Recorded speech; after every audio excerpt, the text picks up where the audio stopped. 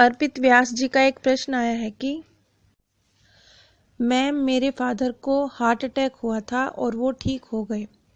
Doctors ने बोला bypass होगा। 8 ब्लॉकेज हैं, जल्दी करवा लो। मैंने इस डर से पापा को मनाया और बाईपास करवाया। उसके बाद वो ठीक हो गए।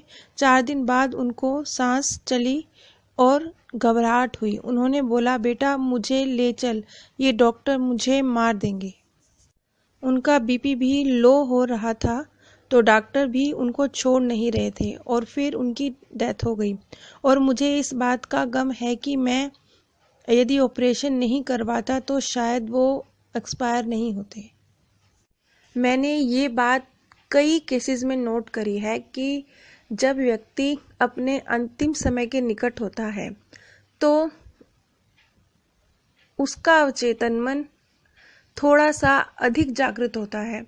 और वो ज़रूरी नहीं वो व्यक्ति बीमार भी हो, यदि वो व्यक्ति स्वस्थ भी है और कई जब स्वस्थ व्यक्ति भी यदि अपने जाने के समय के नज़दीक होता है तब भी उसका अवचेतन मन अधिक जागृत होता है।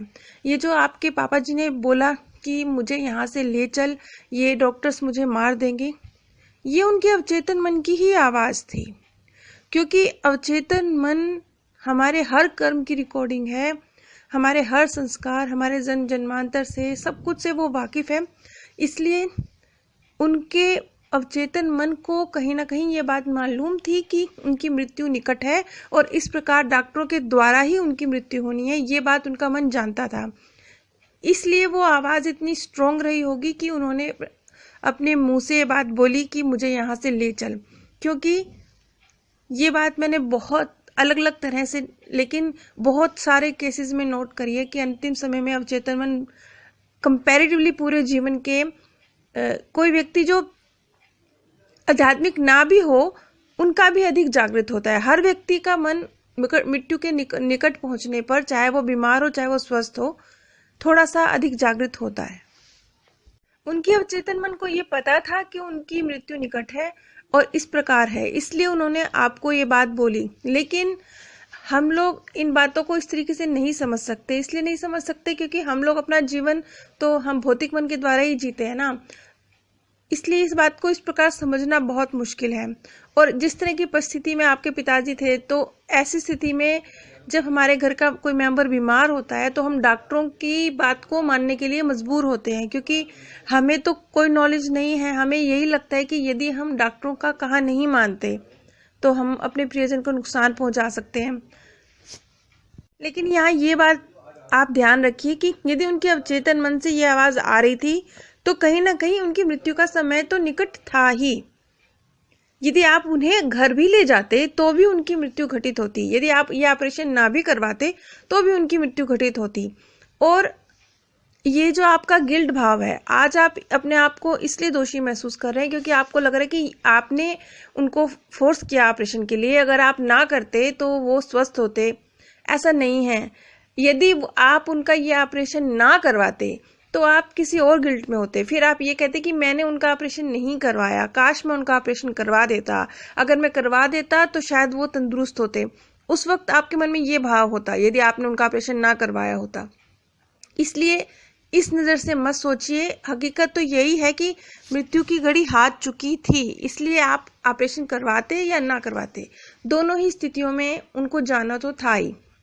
बल्कि यदि आप ना करवाते तो आप जितना गिल्ट में इस समय है इससे अधिक गिल्ट में होते और आपको लगता कि काश मैंने उनका ऑपरेशन कराया होता तो शायद वो जीवित होते। इस तरह का भाव आपके मन में और भी अधिक होता। इसलिए आपने ऑपरेशन करवाया, आपका फैसला बिल्कुल सही था, बिल्कुल गलत नहीं था। और ये बात भी याद रखिए कि जब जाने का वक्त आया होता है वो निश्चित होता है। ये उनके अवचेतन मन की आवाज़ थी। ये इतना निश्चित था कि वो उस व्यक्ति का मन उसे इशारे दे रहा था कि उसका जाने का समय आ चुका है। मैंने मृत्यु के समय इतने कुछ लोगों के मन मृत्यु के समय इतने जागृत हो जाते हैं कि वो पूरा जीवन किसी चीज़ की, किसी आत्मा की, किसी की अनुभूति नहीं कर सकते। लेकिन जब वो मृत्यु के निकट होते हैं तो वो इस तरह की चीज़ों को भी देख पाते हैं। मैंने इस तरह के भी बहुत से केस देखे हैं जिसमें मैंने ये चीज़ नोटिस करी है कि मृत्यु के निकट इतना अधिक अवचेतन मन जागृत हो जाता है कुछ लोगों का। और क्योंकि भौतिक मन शांत होना शुरू हो जाता है, वो अपने आप को वो एक तरह से दबना मरना शुरू हो जाता है और अवचेतन मन थोड़ा सा अधिक जागृत होना शुरू हो जाता है। और इसी से मिलता जुलता एक और प्रश्न था जिसमें एक सिस्टर ने मुझसे कहा था कि वो यदि अपनी माताजी को भोपाल ना लेकर आती तो वो आज जीवित होती। ऐसा कुछ नहीं है, क्योंकि मैं फिर कह रही हूँ कि जब व्यक्ति मृत्यु के नजदीक होता है तो उसका अवचेतन मन इतना जागृत होता है कि उसे अपनी कुछ अधूरी इच्छाएं पूर्ण करने की भी इच्छा होती है और कुछ जो कार्मिक अकाउंट है वो भी बहुत तेजी से पूर्ण होते हैं। जैसे कि आपके केस में हो सकता है कुछ कर्म बंधन ऐसे रहे होंगे कि आपने पिता ने आपके धन की हानि लिखी होगी, जो कुछ भी आपके धन खर्च हुआ होगा इस ऑपरेशन में वो चीज होनी निश्चित थी आपके द्वारा। आपको आपका इतना धन जाना इस प्रकार निश्चित था। तो इस तरह की कुछ हालात बने कि वो अपना जो एक कर्जा था उसे चुकाने के लिए डॉक्टरों तक पहुंचे। तो इस तरह की भी कुछ परिस्थितियां बनती हैं। और कई बार जब कोई व्यक्ति तहे दिल से किसी को याद कर रहा होता है और उसका जाने का वक्त निकट होता है, तब क्योंकि उसका अवचेतन मन उस वक्त उसे इतना ज्यादा प्रेशर कर रहा होता है कि वो अपनी इच्छा को पूर्ण करने के लिए इतना ज्यादा उसके मन होता है कि वो उस व्यक्ति से मिलने के लिए जाता है और वहां पहुंच के उसके प्राण छूट जाते हैं। यहाँ पे गिल्ट में नहीं आना कि वो व्यक्ति यदि हमारे पास ना आता, वो व्यक्ति या आपके पास ना आता और मृत्यु को प्राप्त हो जाता तो अधिक गलत था। फिर उस व्यक्ति के मन की इच्छा भी अधूरी रह जाती, ये वो अधिक गलत होता। यदि वो आपके पास आए, यानी उनके मन की एक आवाज थी, वो आपसे मिलने की इच्छा रख रहे थे, इसीलिए वो आपके घर तक आए और वहां आके उन्होंने प्राण त्यागे।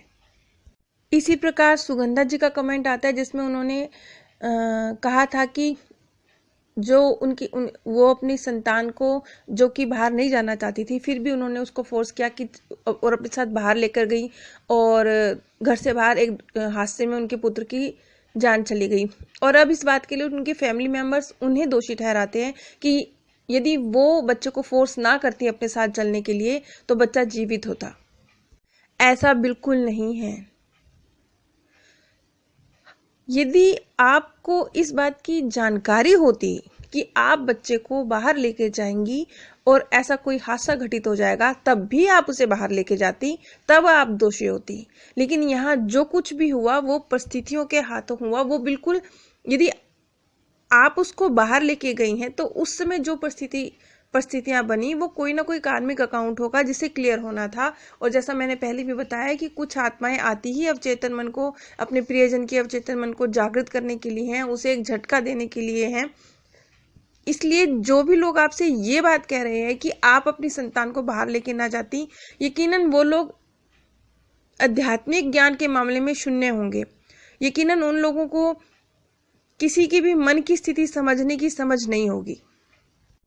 और अर्पित जी, यदि आप उन्हें डॉक्टर के पास ना लेके गए होते, आपने ऑपरेशन ना करवाया होता, तब आप इससे अधिक गिल्ट में होते। तब आपको ये बात और भी ज्यादा कचोट रही होती कि यदि मैं अपने पिता का इलाज कराता तो शायद वो स्वस्थ होते। इसलिए आपका फैसला बिल्कुल सही था। कोई भी होगा ऐसी परिस्थिति में यही डिसीजन लेगा कि वो अपने प्रियजन को डॉक्टर के पास लेके जाए। आप सभी पर परमात्मा का सौंदर्य, प्रेम और आनंद सदैव बरसता रहे। आप सभी दिव्य परमधाम में स्थान हासिल करें।